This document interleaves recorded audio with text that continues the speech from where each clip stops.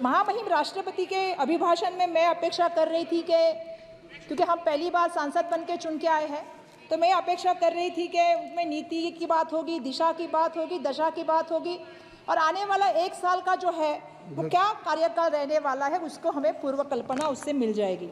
मैं अपेक्षा कर रही थी अध्यक्ष महोदय कि महंगाई हो, बेरोजगारी हो, पेपर लिंक हो, सामाजिक तनाव हो, महिला सुरक्षा की बात हो, इन सारे मुद्दों के ऊपर सम्मान्य अध्यक्ष महोदय इस बार बात होगी। सम्मान्य अध्यक्ष महोदय, महामहिम राष्ट्रपति ने निवडणूक आयोग के बारे में, चुनाव आयोग के बारे में जो तारीफ की है उसके मामले में थोड़ा सा सम्मान्य अध्यक्ष महोदय मैं अपना एक्सपीरियंस बताना चाहती हूँ।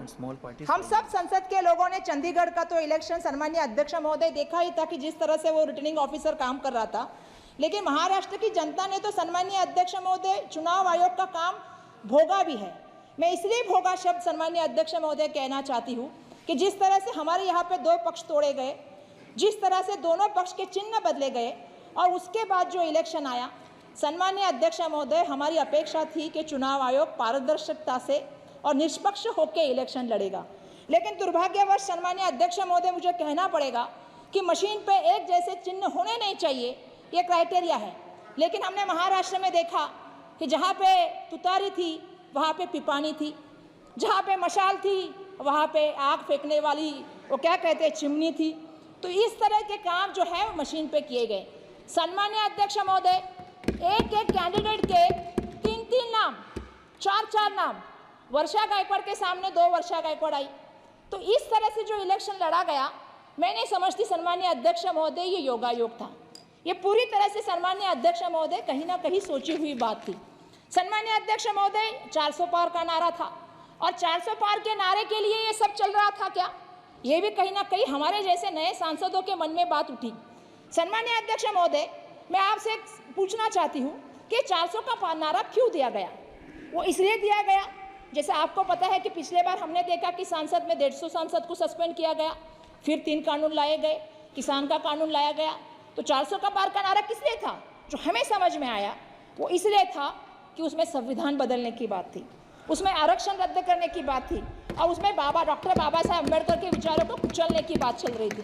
और सम्मान्य अध्यक्ष महोदय, ये हम नहीं कह रहे, ये कहीं ना कहीं उन्हीं के सांसद के द्वारा आई हुई बात है जो मैं यहाँ से रखना चाहती हूँ। बिल्कुल, हाँ, यहाँ से रखना चाहती हूँ।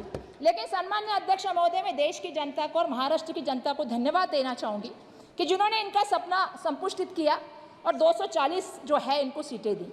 लेकिन झटका जो इनको लगा सम्मान्य अध्यक्ष महोदय, 240 सीट के बदले इनको 440 वोट का झटका लगा और इनको अपेक्षा नहीं थी कि जनता हमें इतना बड़ा झटका देगी। लेकिन मैं थोड़ी देर पहले हमारे एक भाई बात कर रहे थे, हमारे सांसद, और हमें पूछ रहे थे कि आप लोग इतने खुश क्यों हैं। सुनिए भाई साहब, अभी डिस्टर्ब मत कीजिए। हमारे सांसद पूछ रहे थे संदीप पात्रा जी कि आप खुश क्यों हैं। हम इसलिए खुश हैं कि मैं एक शेर पढ़ना चाहती हूँ सम्मान्य अध्यक्ष महोदय। शेर यह है कि इतना भी गुमान ना कर अपनी जीत पे बेखबर, इतना भी गुमान ना कर अपनी जीत पे बेखबर, शहर में तेरी जीत से ज्यादा चर्चा मेरा है। तो मैं ये कहना चाहती हूँ सम्मान्य अध्यक्ष महोदय कि हमारा चर्चा इसलिए है क्योंकि हम संविधान की बात कर रहे हैं, हम देश के लिए लोकशाही की बात कर रहे हैं, हम लोगों के हित की बात कर रहे हैं। सम्मान्य अध्यक्ष महोदय, मैं आपसे कहना चाहती हूँ महंगाई के ऊपर, हम मोदी जी का नाम सुनते तो म से महंगाई आनी चाहिए, और जब महंगाई की बात आती है तो आपको पता है कि बढ़ती महंगाई महिलाओं के लिए और हमारे देश के लिए आज सबसे बड़ी समस्या बन गई। सम्मान्य अध्यक्ष महोदय, कितने अफसोस की बात है सम्मान्य अध्यक्ष महोदय, यहाँ हम सब महिलाएं बैठी है और इस अभिभाषण में महंगाई का एक शब्द यहाँ पे उपस्थित नहीं किया है। सम्मान्य अध्यक्ष महोदय, जिक्र ही नहीं है इस पूरे भाषण में। आज कमर तोड़ महंगाई के आज गरीब है, मध्यम वर्गीय परिवार है जिनका जीना मुश्किल हो गया। सम्मान्य अध्यक्ष महोदय, दाल, आपको मालूम है टमाटर, आटा और प्याज, दूध, आज सब की चीजें जो है तो दाम बढ़ गए हैं। उस पर जीएसटी भी कुछ चीजों के ऊपर लगाने का काम केंद्र सरकार की तरफ से हो रहा है, चाहे वो दही हो, पनीर हो, दूध हो। सम्मान्य अध्यक्ष महोदय, आज परिवार की बचत जो है 50 वर्षों में सबसे निचले स्तर पे जो सम्मान्य अध्यक्ष महोदय गई है। क्यों गई है? आज परिवार में बचत नहीं हो पा रही सम्मान्य अध्यक्ष महोदय, ये दुर्भाग्य है सम्मान्य अध्यक्ष महोदय। 4 महीने से जो फूड इन्फ्लेशन का है वो 8.5 से रेट जो है वो अधिक हो गया है सम्मान्य अध्यक्ष महोदय। आज रोज दुगनी तिगनी जो है सन्मान्य अध्यक्ष महोदय, रात चौगनी जो है वो महंगाई बढ़ रही है। और सन्मान्य अध्यक्ष महोदय, इसका शब्द इस अभिभाषण में नहीं है, ये मुझे सबसे बुरा लगा है। सन्मान्य अध्यक्ष महोदय, जब हम लोग महाराष्ट्र की असेंबली में काम कर रहे थे या संसद में भी काम कर रहे हैं, जब मणिपुर की बात आती है तो हम महिलाएं हैं, हमें बहुत दुख होता है सन्मान्य अध्यक्ष महोदय। महिलाओं की नग्न ढिंढल निकालना ये किसी भी देश के लिए, किसी भी संस्कृति के लिए और किसी भी स्टेट के लिए सन्मान्य अध्यक्ष महोदय बिल्कुल सही नहीं अध्यक्ष महोदय। लेकिन दुर्भाग्यवश इस संसद में उसका उल्लेख नहीं हुआ। सन्मान्य अध्यक्ष महोदय, देश के प्राइम मिनिस्टर वहां गए नहीं। पिछले 13 महीनों में सन्मान्य अध्यक्ष महोदय 221 लोगों की इसमें जान गई। सन्मान्य अध्यक्ष महोदय, 50,000 से ज्यादा लोग बेघर हो गए। और इसके बावजूद सन्मान्य अध्यक्ष महोदय, मैं कहना चाहती हूँ कि इसके लिए कोई भी जो है इस पूरे भाषण में एक शब्द नहीं है। जो भाषण में शब्द है वो सिर्फ है जो आपको पता है उत्तर पूर्व राज्यों की सुरक्षा की बात की गई है। मेरा यह अपेक्षा था कि इसमें मणिपुर की महिलाओं के लिए, मणिपुर की जनता के लिए यहाँ से एक प्रबोधन जाएगा और उनको विश्वास दिलाया जाएगा कि उनकी सुरक्षा के लिए आने वाले सालों में काम किया जाएगा। सन्मान्य अध्यक्ष महोदय, हम म से महिला सुरक्षा की बात करते हैं। आज महिला सुरक्षा की बात हुई। आज सुबह ही मुझे बहुत अच्छा लगा जब हमारे सन्मान्य अध्यक्ष महोदय ने इंडिया की टीम जीती, उसके लिए एक प्रस्ताव रखा गया। हम महिलाएं हैं, हम अपेक्षा करते हैं हमारी खिलाड़ियां, महिलाएं कैसे आती है आप जानते हो। जब सामाजिक जीवन में, राजनीति में, आर्थिक नीति में, सांस्कृतिक नीति में या खेल में जब हम आते हैं ना अध्यक्ष महोदय, बहुत संघर्ष करके वहां तक पहुंचते हैं महिलाएं। और जब हम अपनी यौवन की पीड़ा की बात जब लोगों के सामने कहते हैं, उसके लिए बहुत हिम्मत लगती है। मैं उन सभी लड़कियों से यहाँ से कहना चाहती हूँ कि हम संसद में उनकी आवाज बन के यहाँ से आपसे पूछना चाहते हैं, ब्रिजभूषण सिंह के साथ क्या हुआ? कुछ उसके साथ नहीं हुआ। मैं ये इसलिए भी कहना चाहती हूँ अध्यक्ष महोदय, क्योंकि संसद को पूरा देश देख रहा है और इस देश को हमसे अपेक्षा है, आपसे अपेक्षा है, आपकी चेयर से अपेक्षा है सन्मान्य अध्यक्ष महोदय। अध्यक्ष महोदय, जब मैं संसद भवन में आई मुझे बहुत अच्छा लगा ये सब देख के, लेकिन मुझे और अच्छा लगता कि संसद भवन का उद्घाटन और भूमि पूजन दोनों महामहिम राष्ट्रपति के हाथों से होता। तो मुझे बहुत अच्छा लगता कि एक महिला, एक आदिवासी महिला को उसका मान मिल जाता, एक दलित जो हमारे सम्मानीय राम कोविंद जी थे महामहिम राष्ट्रपति, उनको ये सम्मान मिल जाता। श्री राम जी का मंदिर हुआ लेकिन महामहिम राष्ट्रपति जी को बुलाया नहीं गया। मैं इसके लिए भी खेद व्यक्त करना चाहती हूँ सन्मान्य अध्यक्ष महोदय।